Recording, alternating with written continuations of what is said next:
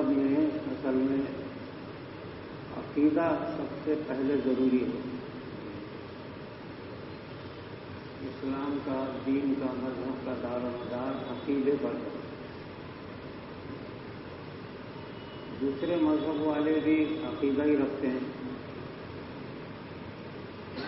اور ان کا عقیدہ اتنا پکا کٹر ہوتا ہے کہ پتھر کو وہ خدا سمجھتے ہیں کہ پتھر یہ کرتا ہے، وہ کرتا ہے، فلاں کرتا ہے، اس کے ذریعے سے روزی ملتی ہے، اس کے ذریعے سے فلاں ملتا ہے. ایسا دنیا کی قومیں، دنیا کے مذہب والے اپنے اپنے مذہب پر عقیدہ رکھتے ہیں اور پکا عقیدہ رکھتے ہیں.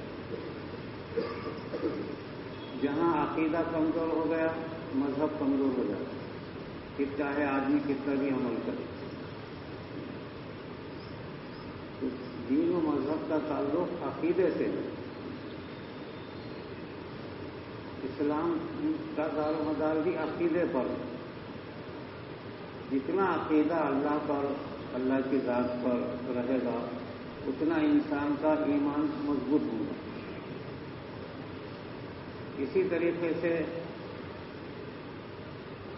اللہ کے نبی سے عقیدت، نبی سے محبت، نبی صلی اللہ علیہ وسلم سے عقیدہ رکھنا،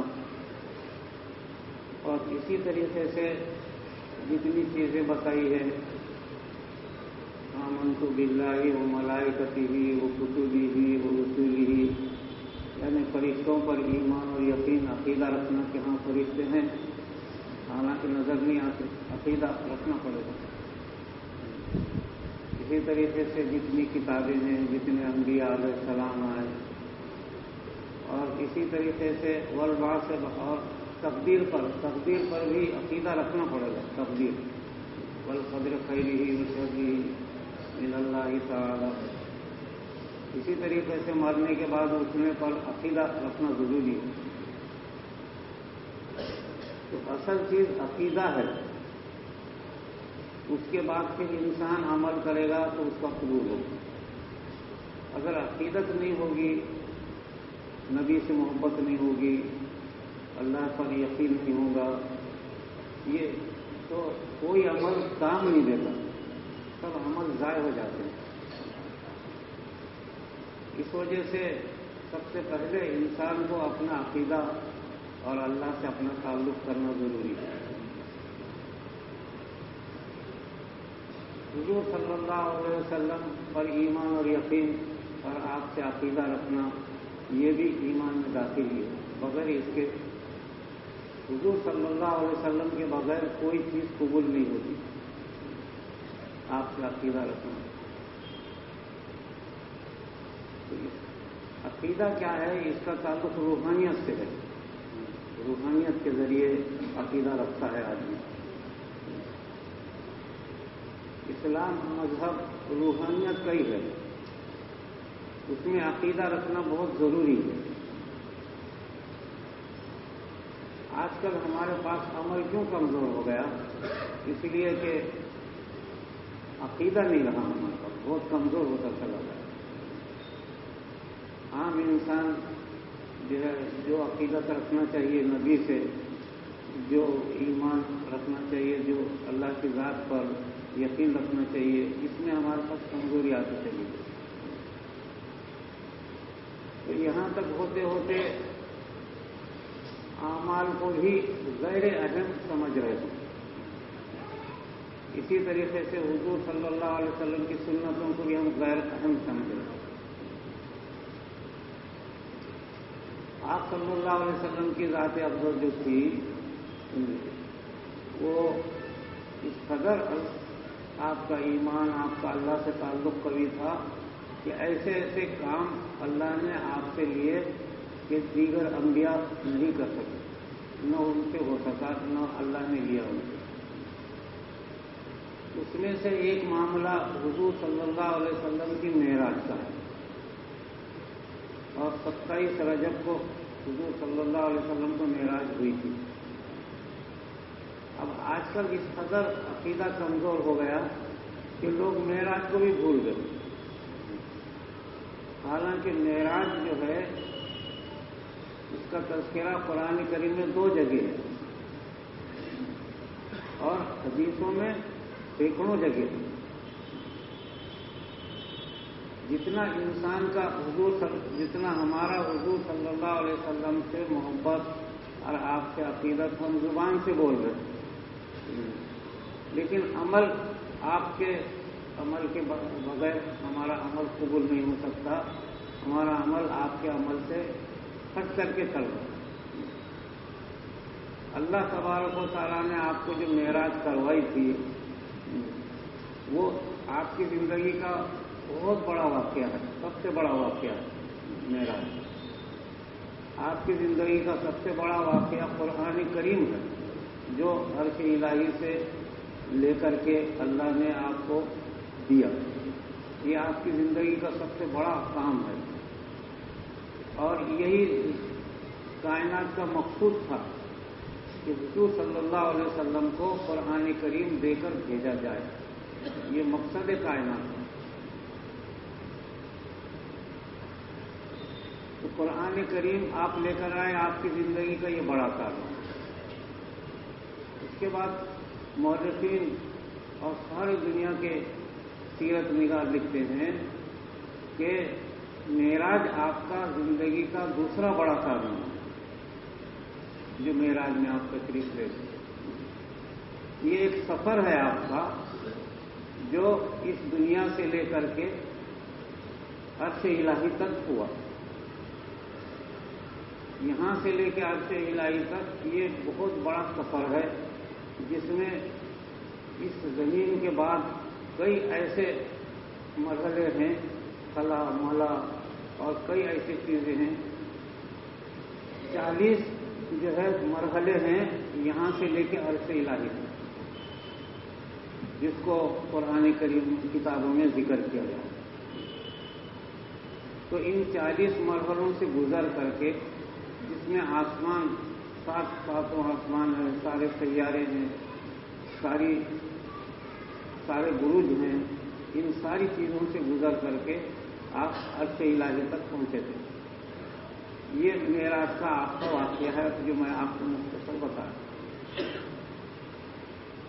کیونکہ قرآن کریم نے اس کو واضح الفاظ میں کہہ دیا ہے کہ آپ کو اپنے جسم کے ساتھ لے گیا. 15واں جو پارہ ہے اسی سے شروع ہو رہا. سبحان الذی اسری بعبدہ لیلا من المسجد الحرام. اللہ تعالیٰ کی ذات پاک ہے جو لے کر چلے گیا. اسرا کہتے ہیں رات میں لے جانا. سبحان الذی اسری رات میں لے گیا، لیلا رات کے اندر. کہاں سے لے گئے آپ کو؟ من المسجد الحرام. مسجد حرام یعنی خانہ کعبہ میں تھے آپ. دراصل آپ کی ایک اہلیہ کا مکان خانہ کعبہ سے ملتا تھا، وہاں آپ آرام کر رہے تھے. آدھی رات کے بعد حضرت جبرائیل علیہ السلام آئے اور آپ کو بیدار کیا اور آپ کو چلنے کے لیے کہا. تو کیسا لے گا کہ آپ بھی اپنے بندے کو یعنی جسم کے ساتھ، روح اور جسم دونوں، آپ جسم کے ساتھ گئے یہاں سے. قرآن کریم نے عبد کا جو لفظ بولا اس کا مطلب یہ ہے کہ آپ اپنے جسم کے ساتھ یہاں سے روانہ ہو. تو حضرت جبرائیل علیہ السلام اور اس کے علاوہ دیگر تینوں فرشتے اور اس کے علاوہ لاکھوں فرشتے آپ کے ساتھ تھے. اور براق ایک جس کا حدیث میں ذکر آتا ہے، براق میں آپ کو سوار کرا کے، براق پر سوار کرا کر کے آپ کو اس مسجد حرام سے لے کر کے چلے گئے. تو اس میں آپ کے 2 سفر ہوئے ہیں. ایک آپ مسجد حرام سے مسجد اقصیٰ تک گئے ہیں. مسجد اقصیٰ کتنا ہے؟ 500 کلومیٹر، 500 میل ہے. مکہ مکرمہ سے بیت المقدس 500 کلومیٹر، 500 میل آتا ہے. 500 میل یا 700 میل آتا ہے. لیکن یہ جو سفر تھا آپ کا یہ صرف 500 میل کا سفر نہیں تھا، حضرت جبرائیل علیہ السلام نے آپ کو پورے ارض کا سفر کروایا، سارے زمین کا، اور اس میں زمین اور سمندروں کی ساری نعمتیں آپ کو دکھا دیں اس سفر کے اندر۔ تو آپ کے ساتھ چاروں بڑے فرشتے، جس میں حضرت جبرائیل علیہ السلام ساتھ میں تھے، اور اس کے علاوہ دیگر تینوں بڑے فرشتے اور ہزاروں فرشتے، لاکھوں کی تعداد میں آپ کے ساتھ سفر میں تھے۔ دیکھو، دنیا کے اندر کسی وزیر کا سفر ہوتا ہے تو اس کے ساتھ سینکڑوں لوگ رہتے ہیں، 50 گاڑیاں۔ یہ تو حضور صلی اللہ علیہ وسلم کا سفر تھا، یہاں سے لے کے عرش الہی تک، تو اس میں لاکھوں فرشتے آپ کے ساتھ تھے۔ تو مسجد اقصیٰ کو آپ اس وجہ سے لے جایا گیا کہ وہاں جمیع انبیاء علیہ السلام کی روحیں وہاں جمع تھیں،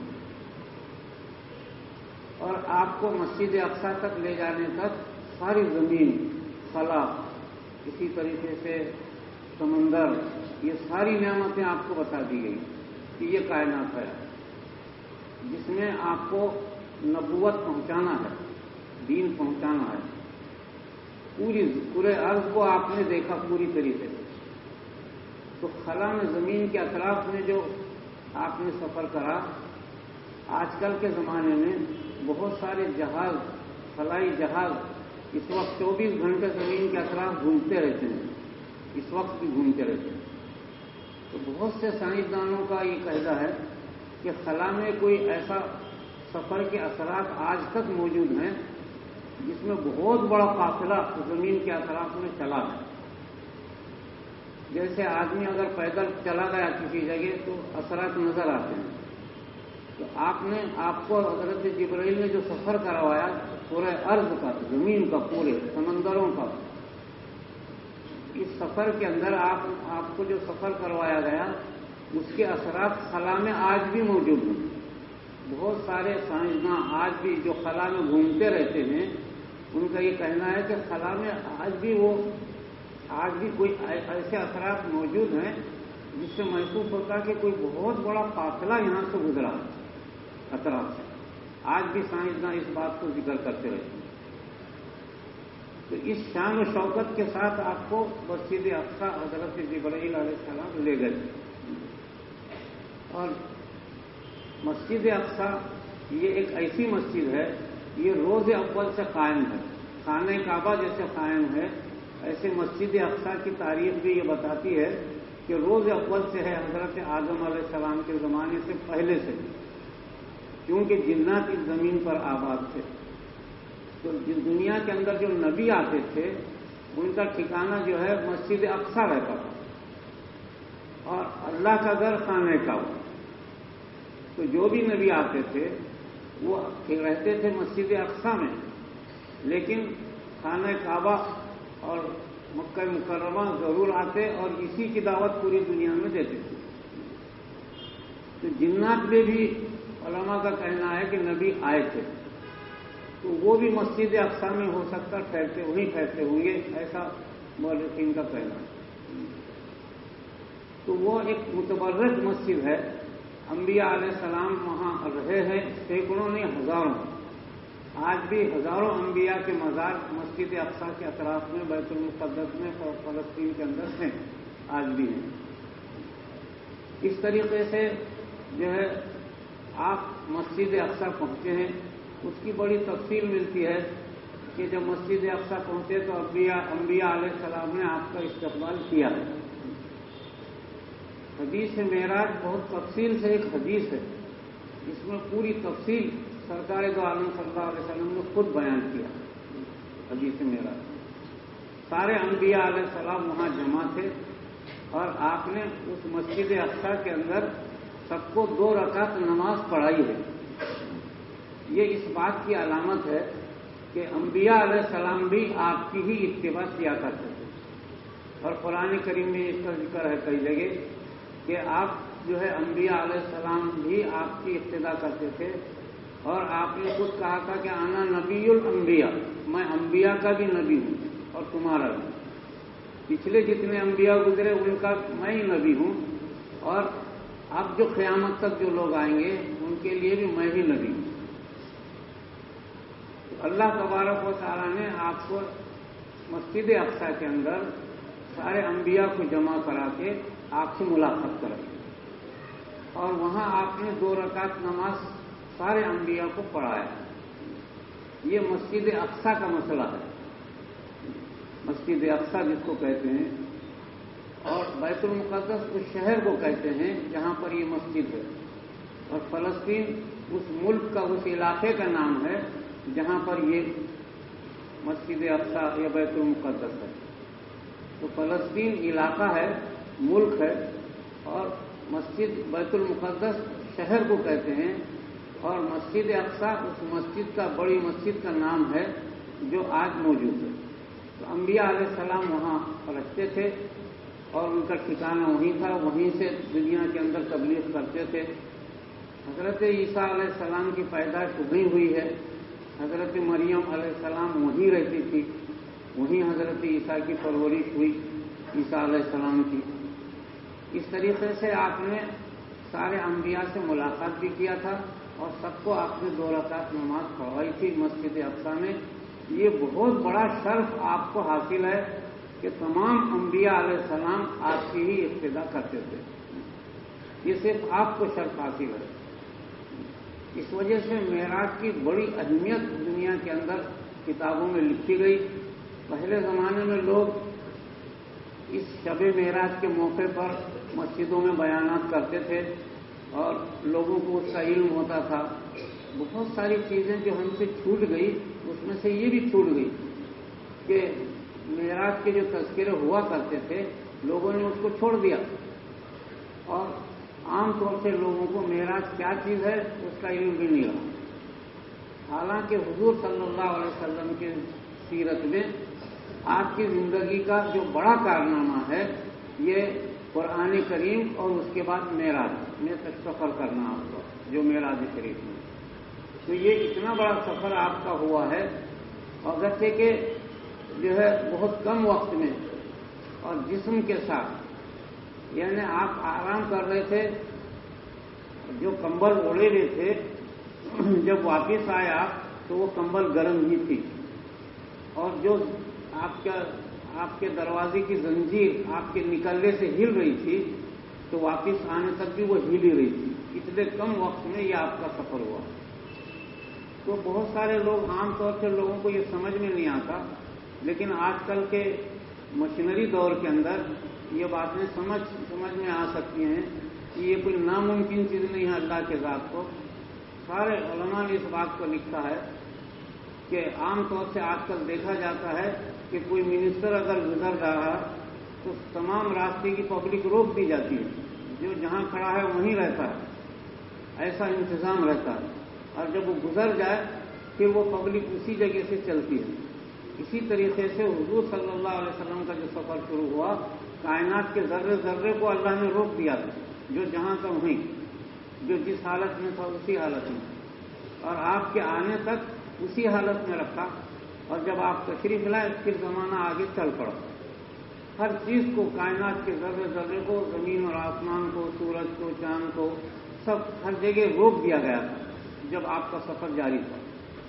اس وجہ سے آپ اتنا طویل سفر کر کے جو ہے واپس لوٹے ہیں اپنے جسم کے ساتھ۔ یہ تو صرف مکہ مکرمہ سے مسجد اقصی کا سفر تھا، لیکن اس میں بہت ساری نعمتیں آپ کو بتائی گئی۔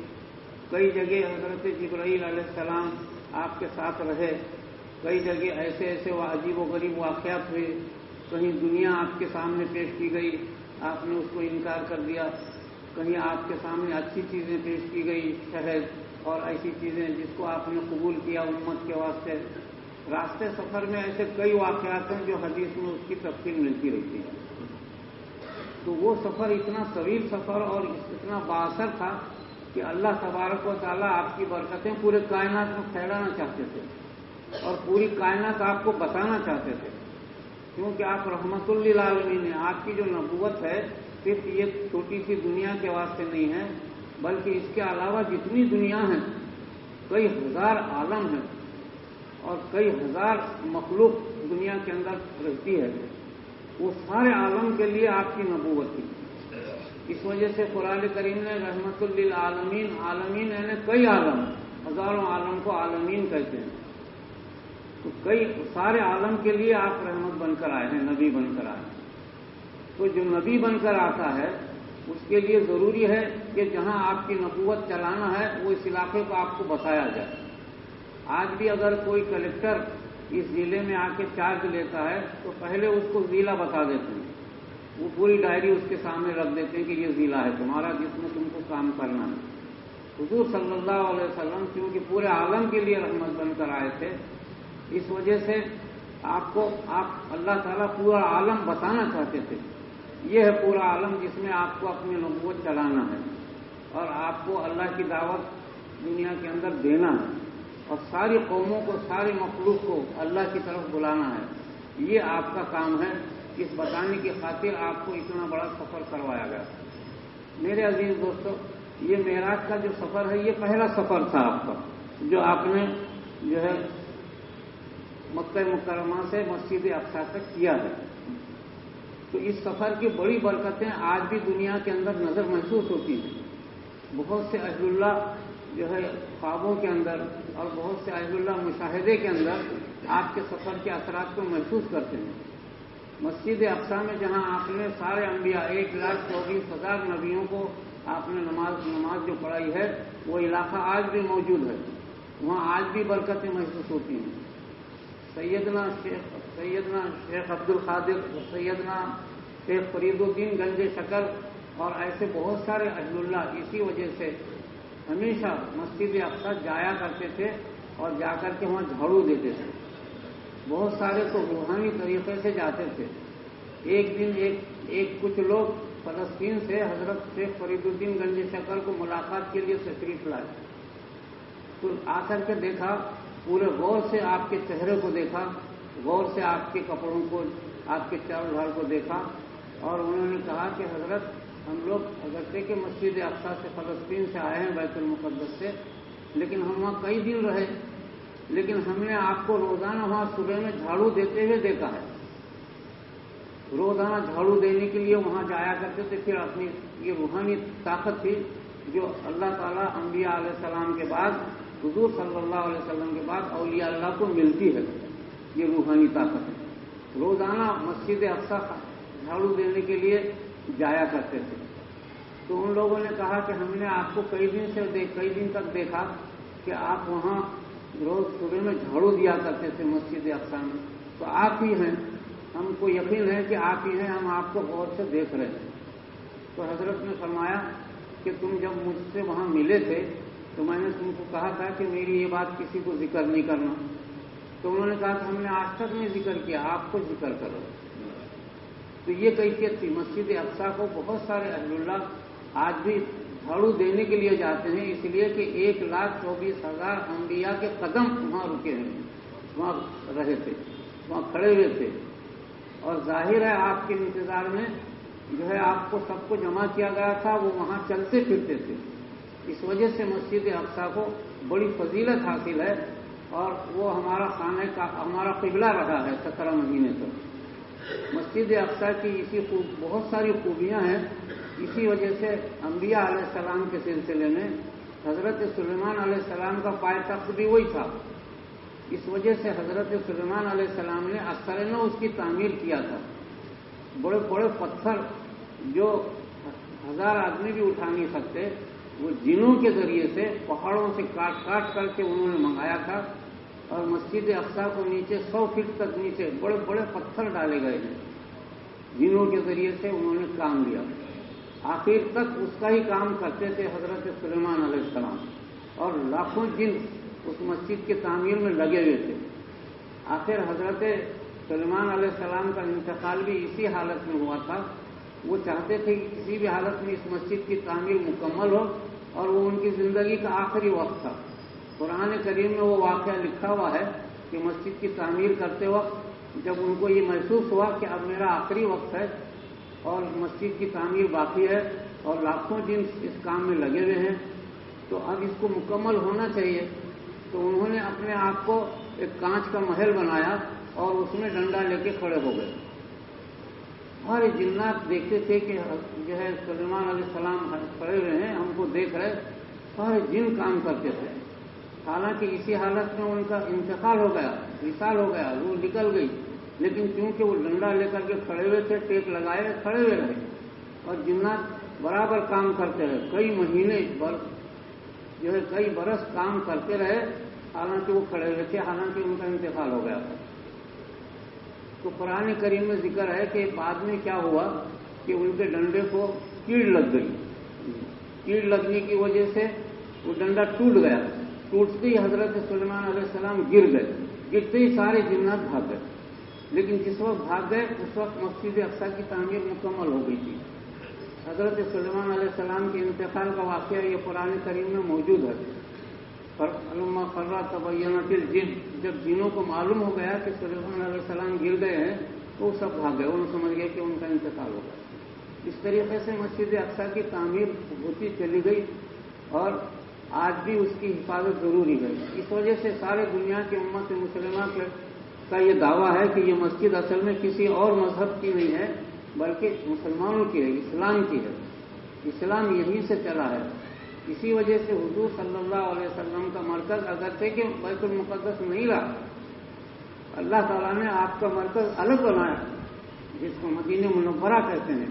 मदीने मुनव्वरा का नाम जो है, पहले उसका नाम यसरफ था और ये यसरफ नाम ये देहात था, और ये हुजूर सल्लल्लाहु अलैहि वसल्लम का ननियाल है। आपकी वालदा और आपके नाना नानी यहीं, और आपके वालिद साहब का भी इंतकाल यहीं हुआ है, और वालदा का इंतकाल भी जब मदीने से यसरफ से मक्का जा रही थी, रास्ते में इंतकाल हो गया था। इस वजह से यसरफ को आपने आबाद किया और उसका नाम मदीने मुनव्वरा रखा। ये हुजूर सल्लल्लाहु अलैहि वसल्लम हमारी उम्मत की नबूवत का मरकज मदीने मुनव्वरा है, लेकिन मस्जिद अक्सा ये हमारे सारे अंबिया अलैहिस्सलाम का मरकज है। और क्योंकि हम सारे अंबिया पर बराबर का ईमान रखते हैं, इस वजह से मस्जिद अक्सा को हम इज्जत की निगाह से देखते हैं और अकीदत की निगाह से। वहाँ उसकी ऐसी ही इसी वजह से हदीस में आता है कि 3 जगह नमाज की ज्यादा फजीलत है। खाने काबा में अगर कोई नमाज पढ़े तो 1 लाख रकात नमाज का सवाब मिलता है, 1 रकात का। मदीने मुनव्वरा में 50,000 नमाजों का सवाब मिलता है 1 रकात का। और मस्जिद अक्सा में पाव हिस्सा यानी 25,000 रकात का नमाज सवाब मिलता है। अगर कोई मस्जिद अक्सा में नमाज 1 रकात पढ़ ले तो, 2 रकात पढ़े तो उसको 50,000 रकात का सवाब मिलता है। तो मस्जिद अक्सा हमारी एक अकीदत की मरकजी जगह है, और हुजूर सल्लल्लाहु अलैहि वसल्लम ने खाने काबा से लेकर के मस्जिद अक्सा तक तवील सफर किया है। उसके बड़े हक़ाइक़ हैं, बड़े इनामात हैं, बड़े अजीब व गरीब उसमें कैफियतें सफर की जो है हदीसों में भी है और कुरान करीम में भी उसका जिक्र है, और इसी तरीके से सीरत की किताबों में भी उसकी सारी बातें लिखी हुई हैं। ये हुजूर सल्लल्लाहु अलैहि वसल्लम का पहला सफर है। और दूसरा सफर मस्जिद अक्सा में नमाज पढ़ाने के बाद शुरू हुआ है। वो बाजू में एक टेकड़ा था, उसको सखरा कहते हैं, सखरा टेकड़े को कहते हैं। आजकल उसको बैतुल सखरा कहते हैं। मस्जिद अक्सा की जो फोटो आप देखते हैं, असल मस्जिद अक्सा की फोटो बहुत कम आती है। वो मस्जिद एक गुंबद नजर आती है, वो सखरा का गुंबद है, वो मस्जिद अक्सा का गुंबद नहीं है। मस्जिद अक्सा बाजू में है। आजकल यहूदी उसकी फोटोओं को बहुत छुपाते हैं और बैतुल सखरा को मस्जिद अक्सा का नाम देकर के वो फोटो छापते हैं। हमारे मुसलमान भाई भी उसको ही समझते हैं कि यही मस्जिद अक्सा है, हालांकि वो बैतुल सखरा है। वो एक टेकड़ा था, वहां से आप आसमान की तरफ दूसरा सफर शुरू किए हैं। हजरत जिब्राइल ने आपको वहां खड़े किया और वहां से सारा काफिला जो है आसमान की तरफ चला है। वो दूसरा सफर है। ये एक सफर मैंने आपको सुना दिया। इंशाअल्लाह अगर अल्लाह तौफीक दिया तो दूसरा सफर आपको आइंदा जुमा को इंशाअल्लाह सुनाएंगे। ये अकीदत की एक चीज है मेराज, शब-ए मेराज जिसको कहते हैं। पहले शब-ए मेराज में लोग इबादत करते थे और उसमें अपनी फजीलत हासिल करते थे, लेकिन आजकल सब छोड़ दिए। मस्जिदों में कोई मेराज का जिक्र नहीं होता, कोई वाक़या बयान नहीं किया जाता, कोई बताया नहीं जाता। तो ऐसी चीजों से उम्मत मुसलमा महरूम हो रही है। शब-ए बारात की फजीलत से महरूम हो रही है मस्जिद। इसी तरीके से 10वीं मुहर्रम की फजीलत से महरूम हो रही है।